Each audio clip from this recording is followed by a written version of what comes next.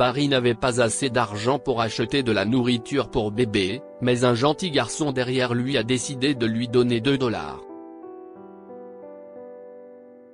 Barry n'a plus que lui donner son adresse en lui promettant de le rembourser plus tard. Mais lorsque le garçon est rentré chez sa mère, Barry a réalisé qu'ils avaient plus d'autres points communs. « Monsieur, vous retardez la queue. Voulez-vous rendre quelque chose ?» lui avait demandé la caissière de l'épicerie. Barry Atkinson se tenait devant elle depuis un moment et prenait un peu trop de temps pour payer. Il comptait des pièces de monnaie dans sa main tout en tenant son fils, Andrew au creux de ses bras. L'argent qu'il possédait n'était pas suffisant pour payer ses courses. Il n'avait pourtant pris que quelques aliments pour bébé, et il en avait désespérément besoin. « Je suis désolé, madame. Je peux peut-être rendre quelque chose, » dit Barry. Il réfléchit à ce qu'il pourrait rendre. Le lait maternisé était indispensable, mais il pouvait peut-être se séparer des peaux gerbées.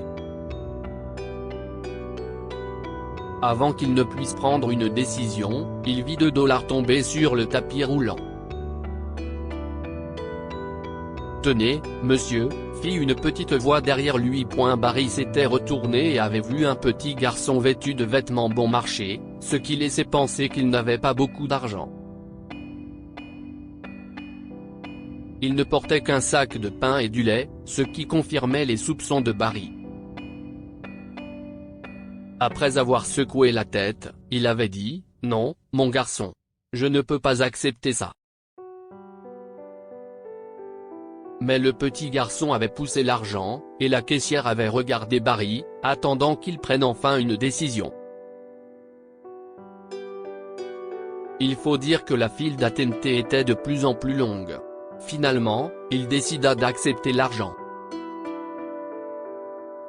Mais il était horrifié de voir le garçon rendre son sac de pain et n'acheter que du lait. Il attendit l'enfant à l'extérieur du magasin et se présenta. « Je m'appelle Barry. Merci beaucoup pour l'argent. Mais pourquoi as-tu fait ça si tu devais renoncer à ton pain? J'ai déjà vu ma mère se battre pour acheter de la nourriture pour bébé, et je sais combien c'est important, » avait répondu le garçon. « Au fait, je m'appelle Elliot. Elliot, tu es un enfant généreux. Je te promets de te rembourser dès que je le pourrai, » dit Barry. Alors il sortit sa carte de visite et écrivit son adresse au dos. « Viens à cette adresse un peu plus tard cette semaine. Tu peux amener ta mère, bien sûr. Je te rembourserai plus du double de ça. » Elliot essaya de refuser, mais son nouvel ami se montra inflexible. Ils se dirent au revoir. Barry était admiratif, il espérait élever son enfant aussi bien qu'Elliot. Barry était un homme d'affaires prospère, mais il nageait en plein chaos. Sa femme avait disparu, le laissant seul avec le bébé. Il avait également appris qu'elle avait essayé de voler de l'argent sur ses comptes bancaires. La banque les avait gelés jusqu'à ce que Barry puisse s'y rendre afin de tout régler. Si est-il la raison pour laquelle il n'avait pas d'argent pour payer la nourriture du nourrisson. Par mesure de sécurité, ses cartes de crédit avaient été suspendues.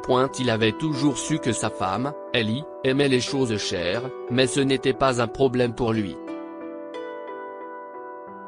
Il s'était marié rapidement parce qu'elle était enceinte, mais peu de temps après la naissance de leur fils, elle avait disparu. Barry était donc devenu un père célibataire, ce qui ne lui laissait pas beaucoup de temps. Il lui fallait régler ses problèmes financiers afin de rembourser le formidable enfant du magasin.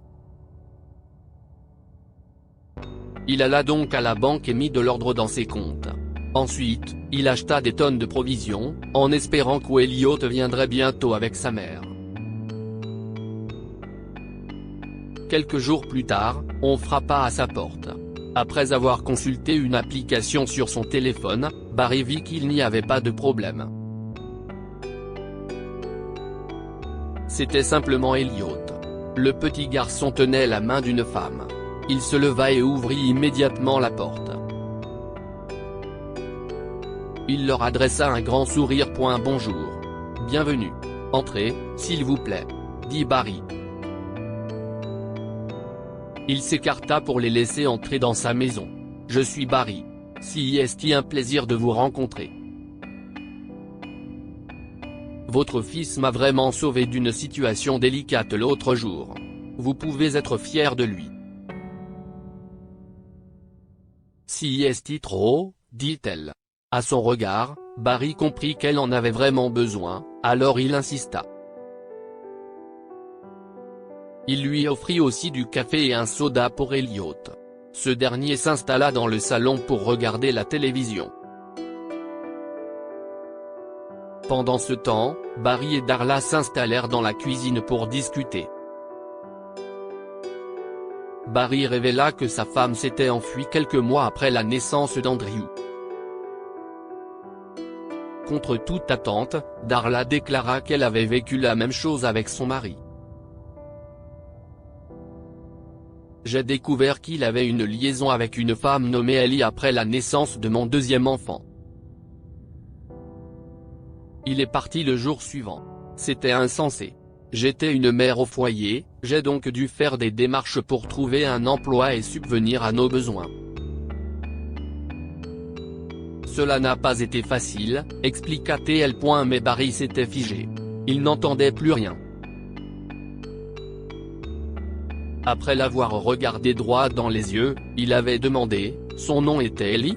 Oui, pourquoi ? C'est aussi le nom de ma future ex-femme, dit Barry. Ils se regardèrent tous les deux avec des yeux écarquillés. Ils étaient déconcertés. Est-ce que ça pourrait être ? Je ne sais pas. Ils ont été ensemble pendant longtemps, dit Darla. Elle ne voulait pas croire à cette coïncidence, mais tout était possible. Après quelques minutes, Darla et Elliot s'en allèrent, non sans avoir remercié Barry pour sa générosité. Ils avaient également pris le soin d'échanger leurs numéros de téléphone. Barry avait le sentiment qu'il était censé faire partie de leur vie. Ce sentiment s'est renforcé lorsqu'il a commencé à avoir des soupçons suite à sa discussion avec Darla. Il se doutait qu'Andrew n'était peut-être pas son fils biologique. Il s'avère qu'Ellie était rapidement tombée enceinte. Il décida alors de faire un test ADN. Ses soupçons se confirmèrent peu de temps après.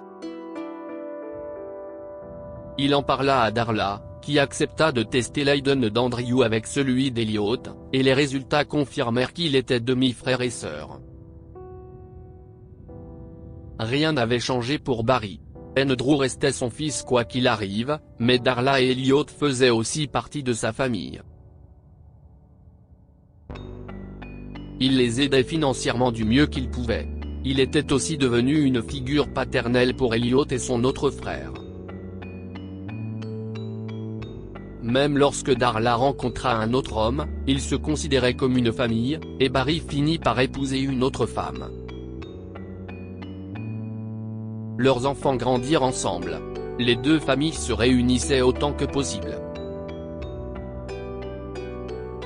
Ce qui leur était arrivé était triste, mais cela les unissait à jamais. C'était un cadeau inestimable. Que pouvons-nous apprendre de cette histoire ? Tous les secrets finissent par être dévoilés. Darla et Barry ont réussi à relier les points et ont compris que leurs conjoints avaient fui ensemble. Les secrets ont une façon de se révéler. Aider tous ceux qui en ont besoin. Même si sa famille n'avait pas beaucoup de moyens, Elliot a appris à aider. Et il a été récompensé à la fin. Partagez cette histoire avec vos amis. Elle pourrait égayer leur journée et les inspirer.